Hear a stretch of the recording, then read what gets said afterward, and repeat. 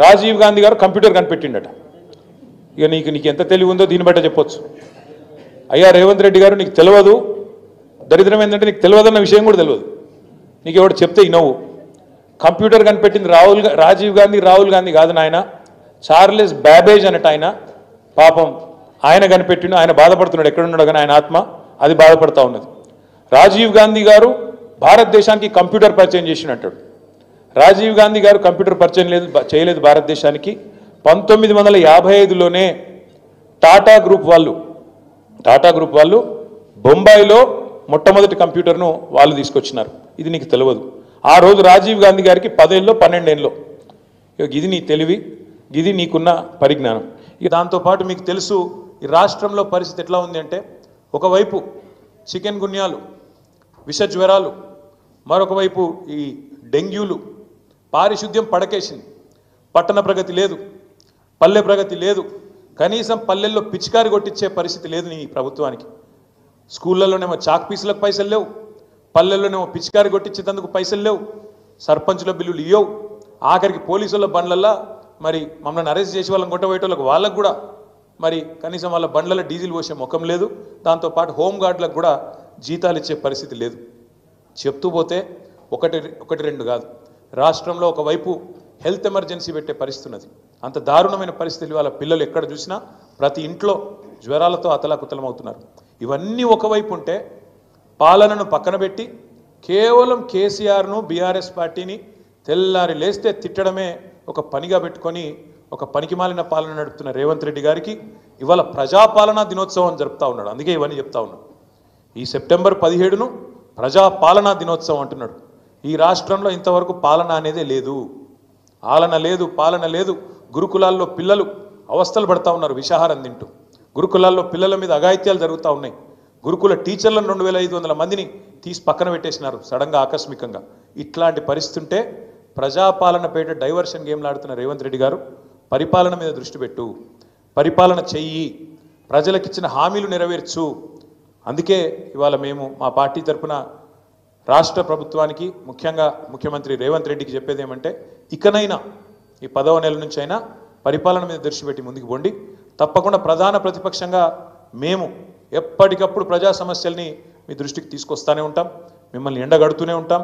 ప్రజాక్షేత్రంలో ప్రజా ఉద్యమాలు నిర్మించి తప్పకుండా ఉద్యమిస్తూ మీరు ఇచ్చిన 420 హామీలు అమలు చేసేదాకా మీ అంతు చూస్తాం, మీ ఎంబడబడతామనే మాట కూడా తెలియజేస్తూ, నిన్న నువ్వేదైతే తప్పు చేసినావో, తెలంగాణను అవమానిస్తూ, తెలంగాణ ఆత్మను అగౌరవపరుస్తూ, తెలంగాణ తల్లి ఎక్కడైతే కొలువు ఉండాలనో అమరజ్యోతి మధ్యన అంబేద్కర్ సచివాలయం నడుమ తెలంగాణ భవిష్యత్ తరాలకు, భవిష్యత్ పాలకులకు కూడా స్ఫూర్తిగా ఉండాల్సిన ఆ స్థలంలో ఎక్కడైతే తెలంగాణ తల్లి కొలువు తీరాలో అక్కడ నువ్వు రాహుల్ గాంధీ గారి తండ్రిని పెట్టినావు.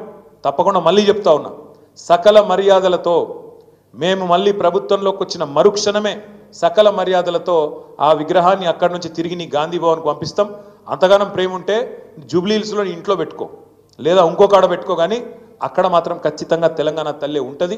ఇది జరిగి తీరుతుంది, రాసి పెట్టుకోమని చెప్పి కూడా ఈ నిమజ్జనం రోజు చెబుతూ, తప్పకుండా రాష్ట్రంలో గణేష్ పండుగ జరుపుకుంటున్న మా సోదరులకు, సోదరిమణులకు, ఈ వినాయక నిమజ్జనానికి సహకరిస్తున్న రాష్ట్ర ప్రభుత్వ యంత్రాంగానికి, మా తమ్ముళ్లకు, మా చెల్లెలకు ఎవరైతే గణేష్ నిమజ్జనానికి ఘనంగా ఊరేగింపుగా గణపతి బప్ప మోరియా అంటూ ముందుకు పోతున్నారో వారందరికీ కూడా శుభాకాంక్షలు తెలియజేస్తూ, చివరగా ఈరోజు మా విద్యార్థి నాయకులను కూడా ఎక్కడికక్కడ అరెస్ట్ చేసినారు.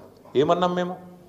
రేవంత్ రెడ్డి చేసిన తప్పుకి, రేవంత్ రెడ్డి చేసిన ద్రోహానికి ఎక్కడికక్కడ తెలంగాణ తల్లి విగ్రహానికి లేదా తెలంగాణ తల్లి పటానికి పాలాభిషేకం చేయమని చెప్పినాం. ఆ కార్యక్రమానికి పోతుంటే ఇలా ఉస్మానియాలో అరెస్టులు, ఇలా రాష్ట్ర వ్యాప్తంగా మొత్తం అన్ని నియోజకవర్గాల్లో మా విద్యార్థి నాయకులను అరెస్ట్ చేస్తూ ఉన్నారు. పోలీసులు వెంటనే ఈ అత్యుత్సాహాన్ని మానుకొని వెంటనే వారందరినీ కూడా విడుదల చేయాలని చెప్పి శాంతియుతంగా ప్రజాస్వామ్య పద్ధతుల్లో నిరసన చెప్తున్న వాళ్ళ మీద ముందుగా తెలంగాణలోని ప్రతి అన్నకి, ప్రతి తమ్ముడికి, ప్రతి అక్కకి, ప్రతి చెల్లెకి, ప్రతి ఒక్కరికి ముందుగా ఈ జాతీయ సమైక్యతా దినోత్సవం సందర్భంగా శుభాకాంక్షలు. ఇవాళ చరిత్ర తెలియని చాలామంది ఈ సెప్టెంబర్ 17ను వక్రీకరించి రకరకాలుగా వారి రాజకీయ ప్రయోజనాల కోసం పాకులాడుతున్నప్పటికీ తెలంగాణలో ఎప్పుడైనా గంగా జమున తెహజీబ్ ఉండాలి, తప్పకుండా ఇక్కడ కులాలకు మతాలకు అతీతంగా తెలంగాణ బిడ్డలు ఎప్పటికీ ఒకటిగా ఉండాలని అభిలషించే పార్టీగా, అభిలషించే నాయకుడిగా, కోరుకునే నాయకుడిగా కేసీఆర్ గారి నాయకత్వంలో గత 10 సంవత్సరాల పాటు తెలంగాణలో ఎక్కడ ఒక చిన్న నొక్కుబడకుండా బ్రహ్మాండంగా శాంతి భద్రతలను కాపాడుకోగలిగినాం. అది ఏ సందర్భంలో అయినా కూడా ఆ విషయంలో మాత్రం రాజీ లేకుండా ప్రయత్నం చేసినాం. అందుకే ఇవాళ ఇప్పుడున్న ముఖ్యమంత్రి గారికి, రేవంత్ రెడ్డికి ఒకటే మాట చెప్పేది, మీరు మాట్లాడే మాటలు, నిన్న కూడా మీరు చేసిన వ్యాఖ్యలు, సందర్భం లేకుండా మాట్లాడిన పనికిమాలిన మాటలు ఏవైతున్నాయో వాటిని తెలంగాణ సమాజం మొత్తం కూడా అసహించుకుంటా ఉన్నది. నోరు ఉంది కదా, నోరు ఉన్నది కాబట్టి ఏదో ఒకటి చేసి కేసీఆర్ గారిని దూషించడమే ఒక పనిగా పెట్టుకొని మీరు గత 9 నెలలు టైంపాస్ చేసుకుంటూ కాలం నెట్టుకొస్తున్న విషయాన్ని కూడా ప్రజలు గమనిస్తూ ఉన్నారు. చేతనైతే మీరు ఇచ్చిన వాగ్దానాలు అమలు చేయండి. 420 అడ్డగోలు హామీలు ఏదైతే ఇచ్చినారో అమలు చేయండి. చేతనైతే మేము ఇచ్చినట్టు కరెంటు సరిగ్గా అందించండి. చేతనైతే మేము చేసినట్టు వ్యవసాయ విస్తరణలో భాగంగా, వ్యవసాయ స్థిరీకరణలో భాగంగా రైతు బంధు ఇవ్వండి. కేసీఆర్ 10,000 ఇస్తున్నాడు, నేను 15,000 ఇస్తా అని డైలాగులు కొట్టడం కాదు, చేసి చూపెట్టండి. ఇంకా 14